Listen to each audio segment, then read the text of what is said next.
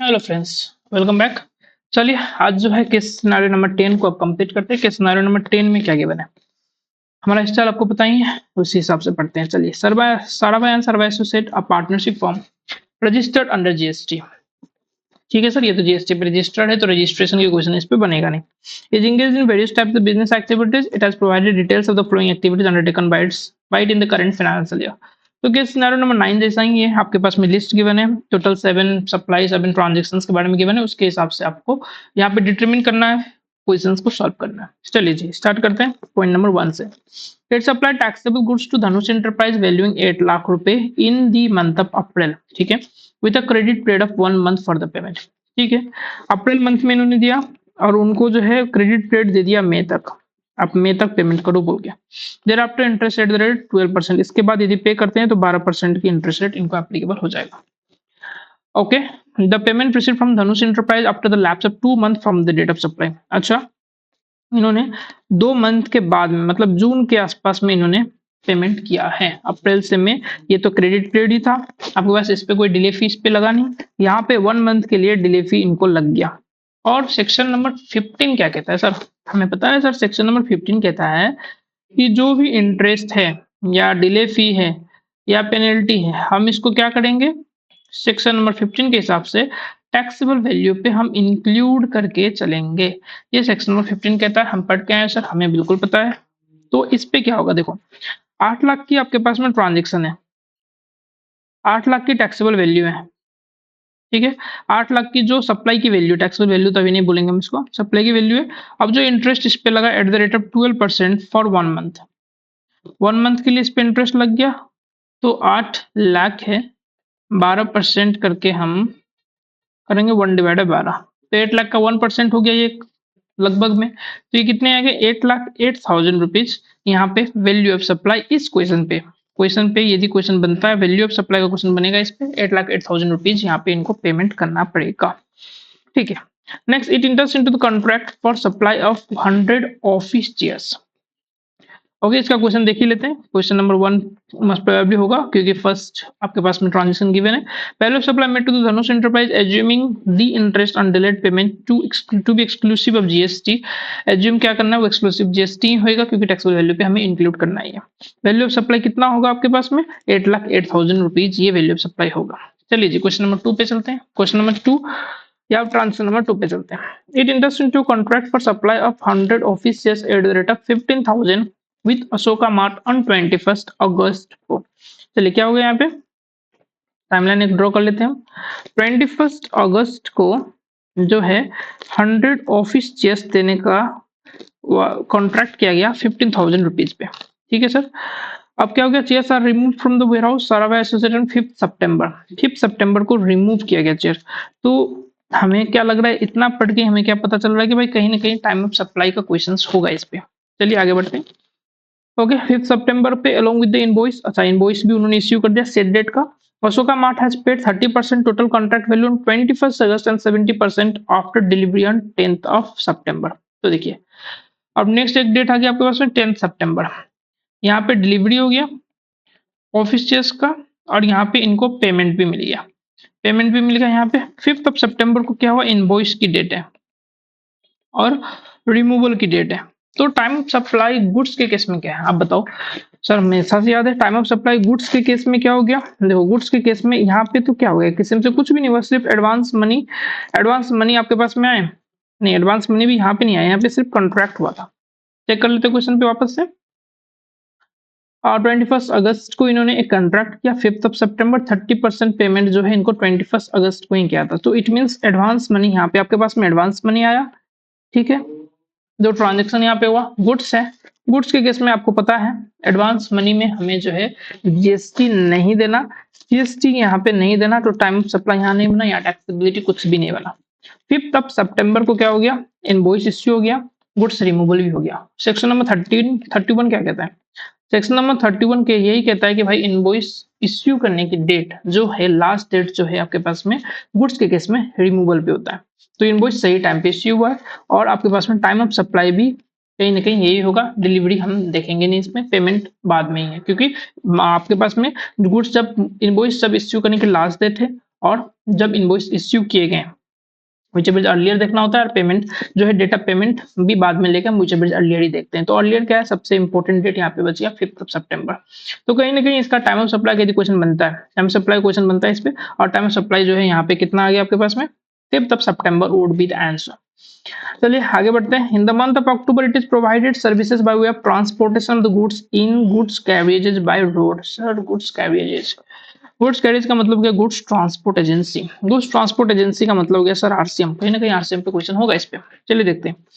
To the fisheries department of government. Sir government बात कर दी इन्होंने, गवर्नमेंट पे तो नहीं लगता ना, गवर्नमेंट पे आरसीएम का, इस पे ना आरसीएम लगेगा ना फॉरवर्ड चार्ज मैकेनिज्म लगेगा सर, ये तो एग्जाम्ट है, हमें पता है सर ये एग्जाम्ट है, हम पढ़ के आए।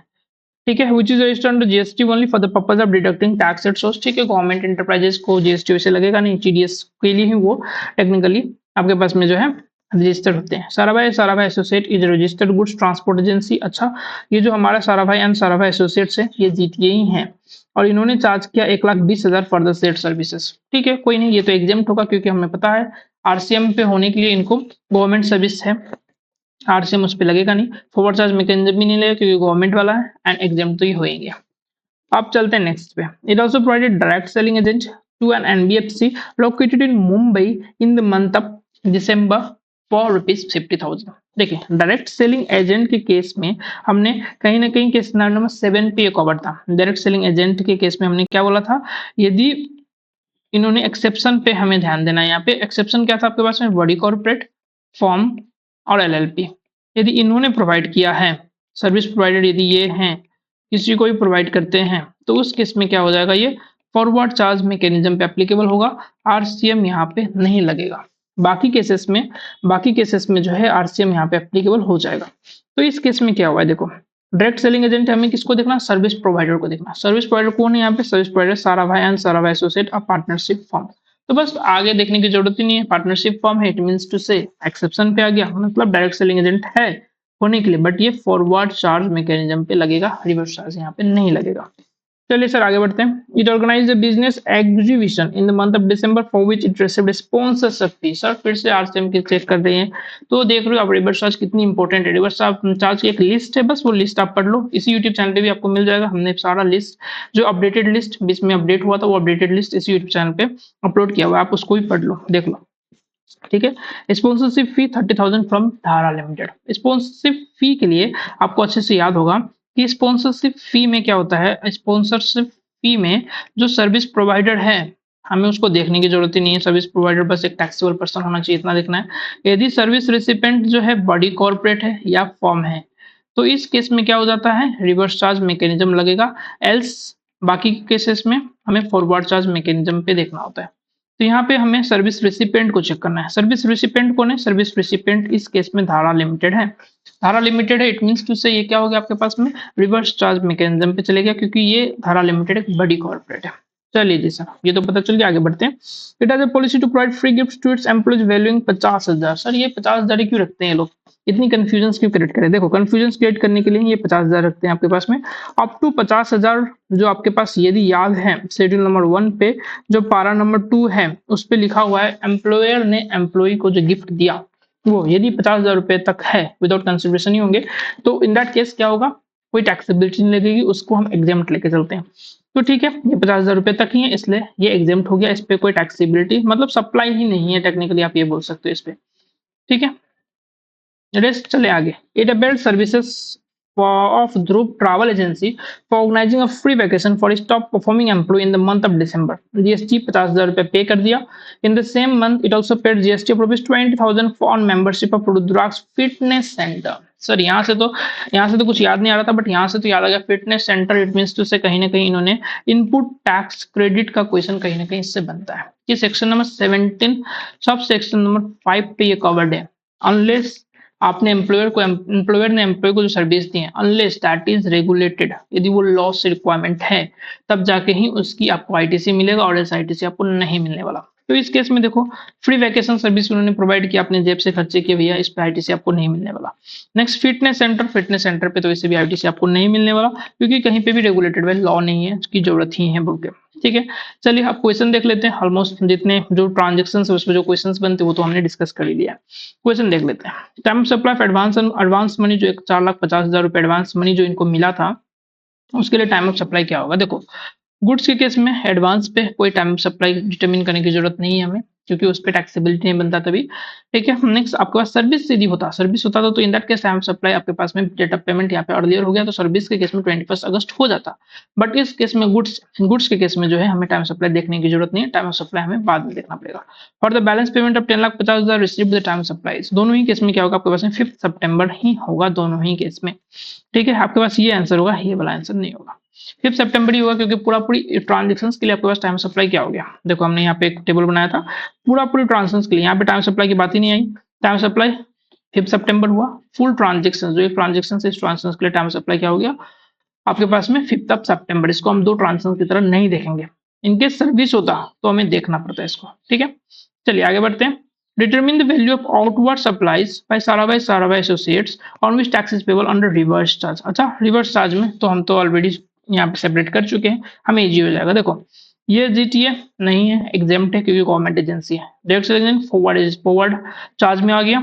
आपके पास में धारा लिमिटेड से जो स्पॉन्सरशिप फीस इनको मिली थी 3 लाख रुपए की, ये एक आरसीएम पे ये है, ये तो सप्लाई नहीं है।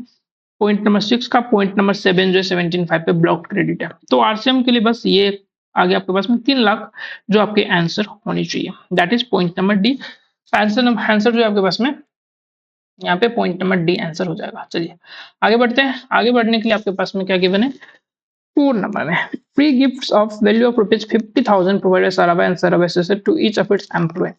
यदि आप डायरेक्टली क्वेश्चंस पे भी आते हैं, इसके लिए नहीं पढ़ते तो भी आप आराम से इसका आंसर देते कि शेड्यूल नंबर 1 में पारा नंबर 2 में आराम से कहा गया है कि भाई अप टू 50,000 रुपीज है तो टैक्सेबिलिटी नहीं बनेगी। तो बस एज ए सप्लाई हम इसको मानेंगे ही नहीं, ओनली लेस देन ये रहा नॉट अ सप्लाई। ये सब इतनी पढ़ने की जरूरत भी नहीं है आपके पास, नॉट अ सप्लाई ये नहीं है, बस इतना हम समझ के इसको चलेंगे आगे। Sarabhai is eligible to claim input tax credit in the month of December। देखो ये क्वेश्चन यहाँ से बन रहा है, हमने जो टैकल किया था इसको पॉइंट नंबर 8 पॉइंट नंबर 7 से नहीं भैया 17.5 पे स्पेसिफिकली मेंशन्ड है एम्प्लॉयर ने एम्प्लॉय को जो सर्विसेज दी है यदि वो रेगुलेटेड बाय लॉ है तभी जाके मिलेगा, और इस तो उसको आईटीसी नहीं मिलने वाला, तो यहाँ पे नील वुड बी द आंसर। आपके पास क्वेश्चन नंबर 5 का डी आंसर होगा। तो ये रहे आपके केस स्टडी नंबर 10, हमने ऐसे करके अभी कवर किया, खत्म किया इसको। आप जो है केस स्टडीज नंबर 1 to 9 नहीं देखे हैं इनकेस, तो वो भी आप देख लेना। और केस स्टडी नंबर 10 ये रहा, प्लीज लाइक भी कर देना इस वीडियोस को, एज वेल एज सब्सक्राइब करके शेयर भी करना अपने साथियों के साथ। नेक्स्ट वीडियो की आप वेट करना, तब तक के लिए बाय बाय।